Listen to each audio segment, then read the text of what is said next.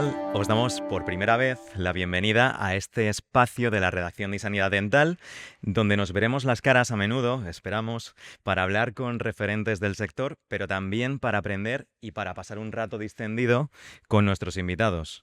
Soy Juan León García, me presento lo primero, jefe de sección en iSanidad, y es un placer compartir este ratito con quienes nos veis al otro lado de la pantalla y, como no, también con quien me acompaña, el doctor Alberto Monge, uno de los referentes en nuestro país en periodoncia, implantología y en el contexto de las enfermedades periimplantarias.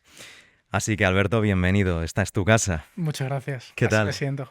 Muy bien. Que sepas que para nosotros es un placer comenzar este video podcast contigo, aquí al lado, para compartir un rato agradable, hablando precisamente de uno de los temas en los que eres un experto, y a pesar de lo joven que eres un experto, y esperamos, nada, que pases un rato agradable, que te sientas cómodo y que disfrutes de esta charla. Seguro que sí. En primer lugar, nos gustaría poner las bases acerca de las enfermedades periimplantarias y, en este sentido, ¿me puedes decir en qué consiste el concepto de salud periimplantaria y los factores etiológicos y de riesgos asociados? Ujú.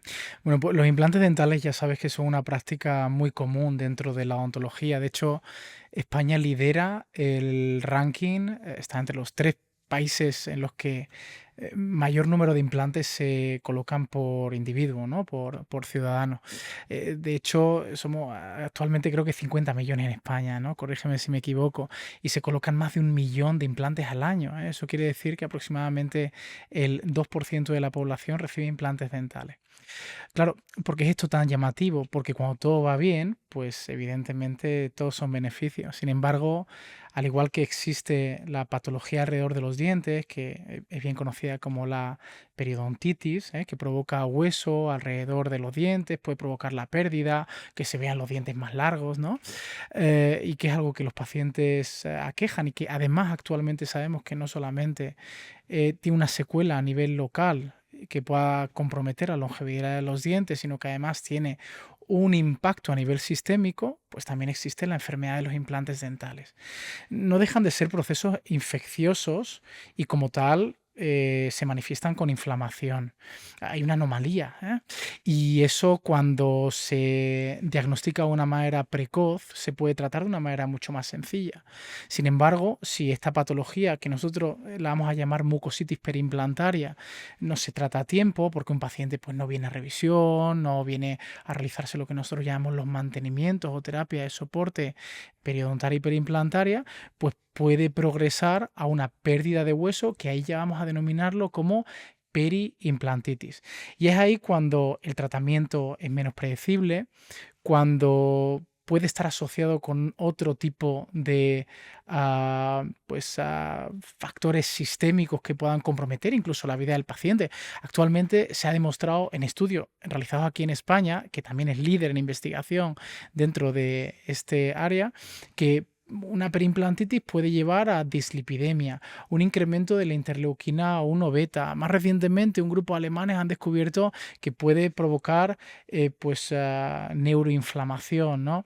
Y al igual que hemos venido conociendo en la medicina periodontal en los últimos aproximadamente 10 años el impacto que tiene la cavidad oral y su salud en la salud a nivel sistémico, poco a poco vamos entendiendo que tener implantes infectados en la cavidad oral, más allá de que sea una patología silenciosa y que muchos de los pacientes no se aquejan por ello, claro, puede tener otras repercusiones mucho mayores. Es uno de los retos, no cabe duda, Alberto, de la implantología moderna.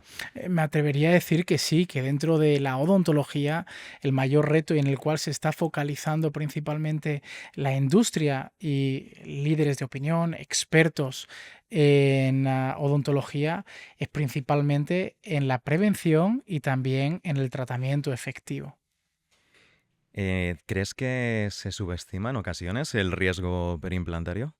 A ver, durante años se han colocado implantes de manera indiscriminada. No hemos evaluado de una manera crítica si realmente un paciente es buen candidato para aportar implantes dentales. Claro, entendíamos que los implantes se correspondían con una tercera dentición. Claro, no conocíamos todo este tsunami que ha llegado tan recientemente con la aparición de estas patologías, que claro, ya no solamente estamos hablando de que, oye, el implante se pueda perder, puede provocar algo que a nivel sistémico pueda empeorar la calidad de vida del paciente, sino que además también afecta de una manera muy negativa en la percepción del paciente hacia el dentista, en algo que se le prometió hace más de una década que iba a durar para toda la vida y que actualmente está fracasando. Y está fracasando en un 20%, es decir, si se colocan 1 millón de implantes, 200.000 implantes al año se diagnostican con esta patología.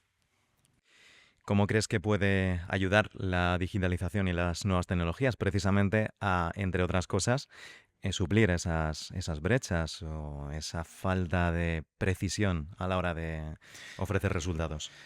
Mira, la preimplantitis tiene una característica que para mí es de alguna manera esperanzadora, si vemos el vaso medio lleno y no medio vacío. Y es que cuando se evalúa la prevalencia, un individuo portador de 5 o 6 implantes puede ser que solamente uno o dos de esos implantes tengan perimplantitis. Claro, es un paciente enfermo porque ya tiene algo de patología. Sin embargo, ¿qué es lo que diferencia que un implante tenga patología y que otro implante, el mismo paciente, una patología de nuevo infecciosa provocada por una serie de bacterias patógenas, pues tenga o no tenga patología? No tiene mucho sentido, ¿no? De alguna manera se cae el castillo de naipes cuando tratamos de entenderlo como una patología infecciosa, pero que al mismo tiempo hay pacientes que desarrollan patología en unos implantes y en otros no. Y esto principalmente viene provocado por factores locales. Tú me preguntabas por la digitalización. Claro, la digitalización lo que hace es que cada vez seamos más precisos, más exactos en nuestros tratamientos, que podamos optar por medios de mínima invasión y que con todo ello mejoremos la predictibilidad. Por lo tanto, la digitalización, siempre y cuando se haga ante una base sólida, y que el operador también maneje medios analógicos, porque en caso de que ocurra algún tipo de complicación, oye, pues tenga que cambiar la dirección en la fase intervencional, pues va a ayudar a mejorar los resultados.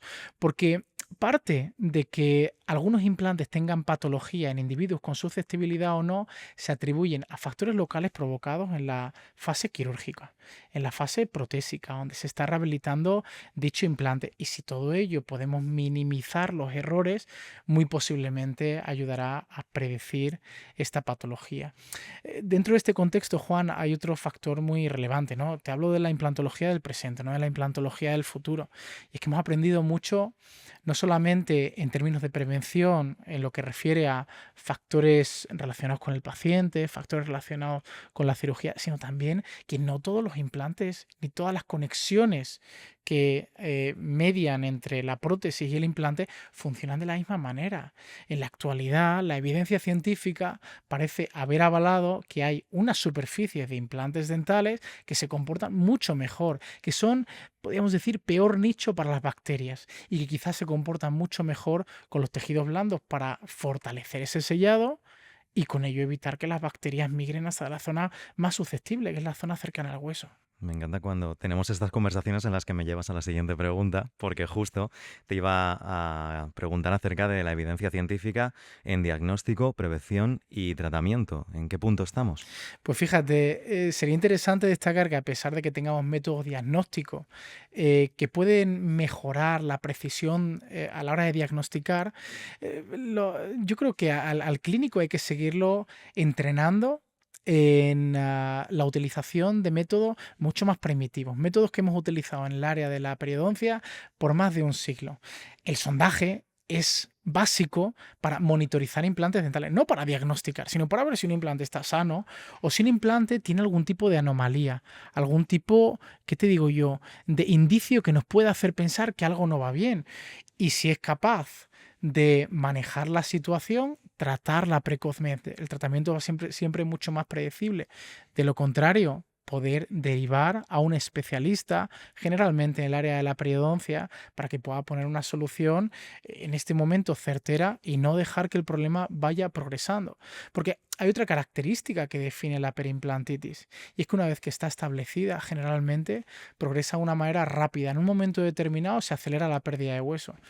Va a ser mucho más difícil manejar la situación, la secuela va a ser mucho mayor y por lo tanto va a condicionar también la calidad de vida del paciente posterior a la deliberación de la terapia.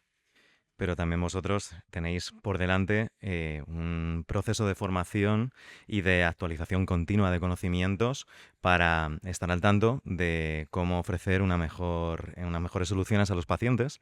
Y bueno, en ese sentido, en tu caso, me gustaría que nos lo contases en tu caso personal, ¿qué conocimientos has tenido que adquirir en este tiempo de formación como profesional y como experto en este campo?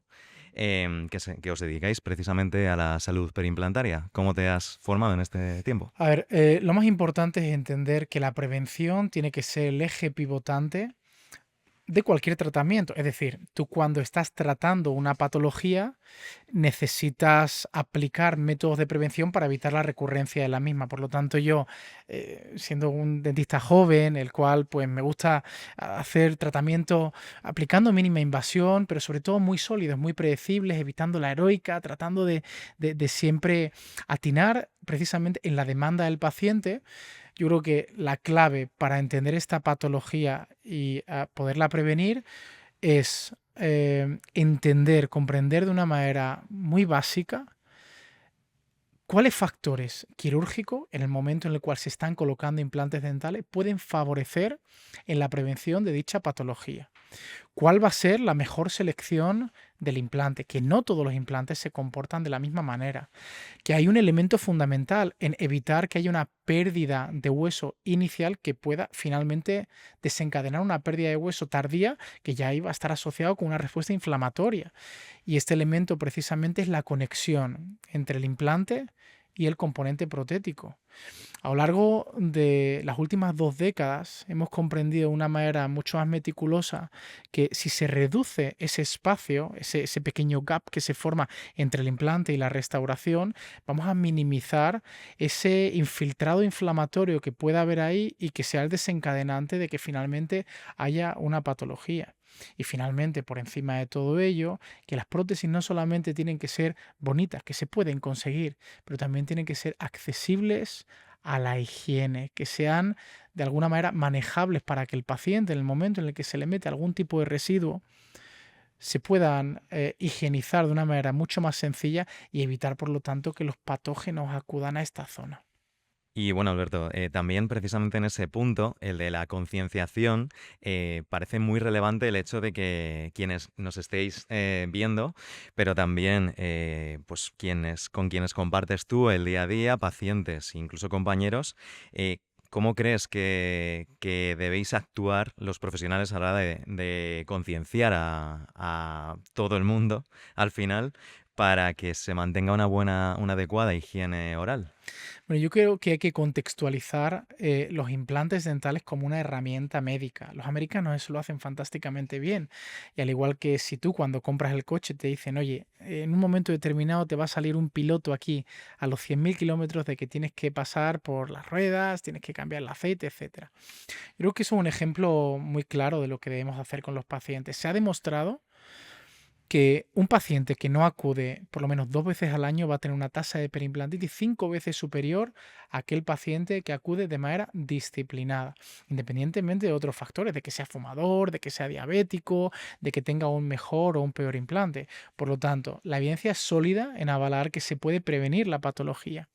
Claro, nuestra conversación inicial con el paciente, en el momento en el cual entendemos que buen candidato para aportar implantes dentales, debe de incluir, punto número uno, una evaluación crítica para ver si los dientes residuales tienen o no tienen patología.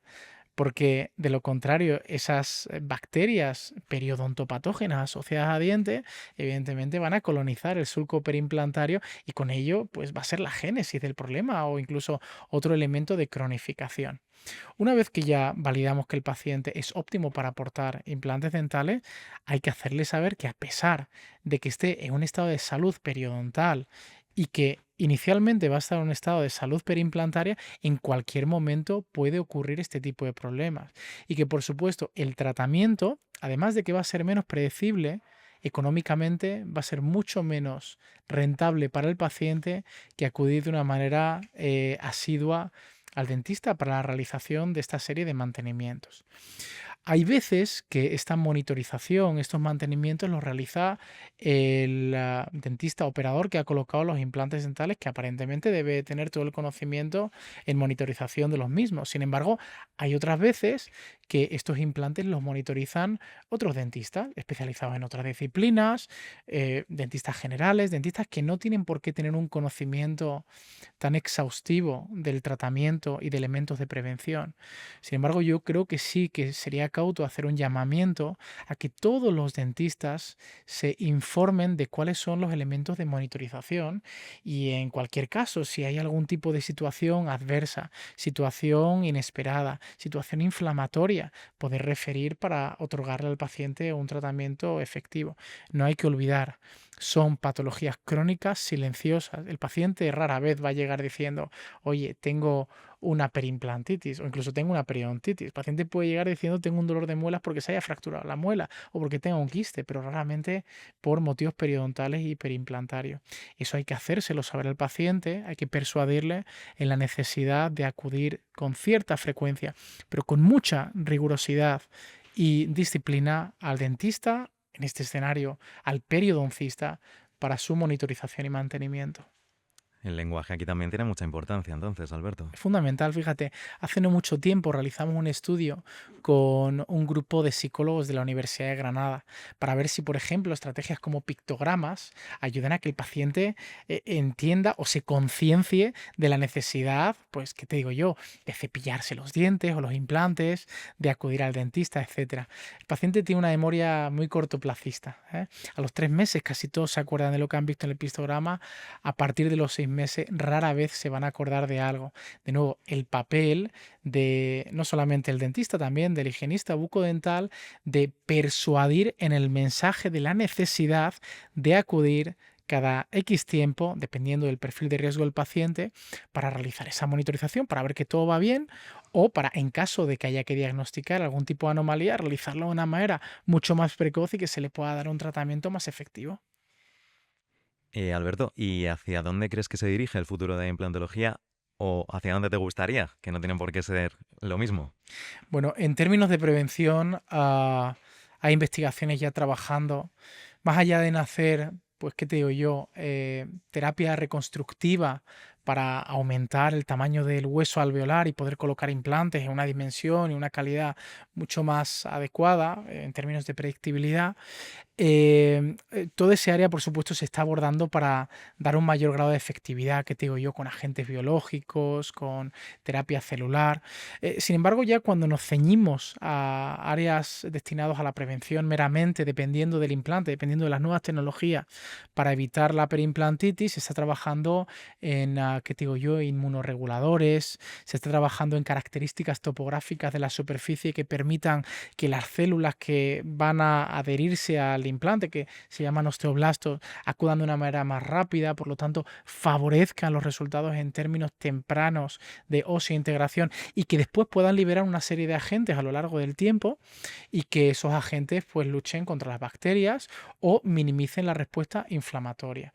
Claro, esto es un futuro que no es un futuro inmediato. Yo creo que el futuro temprano, en lo que tenemos que trabajar educadores como yo y como muchos otros, de nuevo, hago énfasis en que España lidera en gran parte gracias a la promoción de la Sociedad Española de Periodoncia y Desintegración, SEPA, bien conocida por vosotros, en la prevención y el tratamiento de las patologías periimplantarias, en tratar de educar a dentistas que se quieran especializar en el área de terapia de implantes, en hacerlo de una manera rigurosa, en hacerlo de un modo sencillo. En la simplicidad yo creo que está la clave, de hecho, en que en muchas situaciones menos es más y en que hay que apostar no solamente por la mejor educación, sino también por los mejores materiales, que no todos los implantes se comportan de una manera equitativa ante una agresión, como puede ser la agresión bacteriana que pueda finalmente desembocar en esa pérdida de hueso asociada a periimplantitis,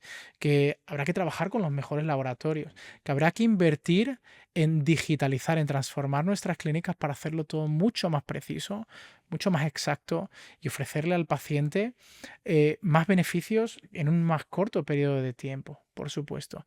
Y que con todo ello, la esperanza, lo que yo quiero, es que en una década podamos minimizar de una manera muy significativa las patologías periimplantarias. Eso querrá decir que estamos haciendo mejor las cosas.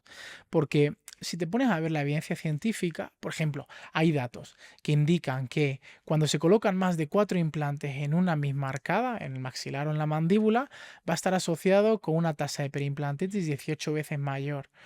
Claro, es que hay pacientes que están portando actualmente 8 o 10 implantes para la misma arcada, innecesariamente porque no hay demanda biomecánica, pero donde el dentista, o bien por desconocimiento, o bien por lucro personal, y por lo tanto no se están haciendo las cosas correctamente, pues van a incrementar la posibilidad de que el paciente a largo plazo tenga complicaciones. Entonces, si se realizan de una manera adecuada las cosas, si los dentistas, de nuevo, los dentistas todos, se entienden mucho mejor en la necesidad que hay en términos diagnósticos. Aquel que se dedica a terapia sobre implantes deja de pensar que es solamente colocar tornillos, sino que hay una ciencia detrás y hay que cumplir una serie de requisitos y hay que buscar que el paciente además sea un correcto candidato para aportar implantes dentales donde no haya ningún otro tipo de patología presente en la cavidad oral. Estoy convencido de que en la próxima década registraremos un descenso muy significativo en la prevalencia de periimplantitis, especialmente en España. Te veo con ganas de afrontar este reto. Por supuesto. Pues Alberto, mil gracias por venir hasta aquí, hasta la redacción de iSanidad Dental, de pasar un rato que espero que te lo hayas pasado bien. ¿Qué tal? Muy bien, muchas gracias. Muy Me ha cómodo, encantado. cómodo, ¿no? Por supuesto. Perfecto, ese es el objetivo principal. Sí.